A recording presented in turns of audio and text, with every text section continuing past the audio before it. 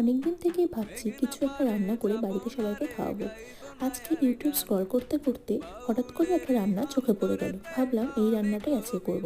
যেমন ভাবা তেমন কাজ। প্রথমেই আমি ফ্রাইং প্যান বসিয়ে দিয়েছি, তাতে 2 চামচ তেল দিয়েছি। তেল গরম হয়ে গেলে তাতে সেদ্ধ করা কড়াইশুঁটি, আদা কুচি, লঙ্কা কুচি ও জিরে দিয়ে একটু নাড়াচাড়া করে তাতে একে একে লঙ্কা গুঁড়ো, জিরে গুঁড়ো, চাট মশলা, একটা সেদ্ধ করা আলু ও স্বাদ মতো লবণ ও ধনেপাতা দিয়ে নাড়াচাড়া করে নামিয়ে রাখলাম।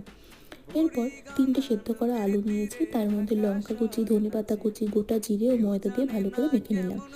এরপর এই মাখা আলু অল্প করে নিয়ে তাতে আগে থেকে বানিয়ে রাখা পুরগুলোকে ভরে গোল করে শেপ দিয়ে দিয়েছি। এবার এগুলোকে অল্প তেলে ভেজে নিলেই তৈরি হয়ে গেল আলুর টিক্কি। গরম গরম খেতে কিন্তু বেশ ভালোই লেগেছিল।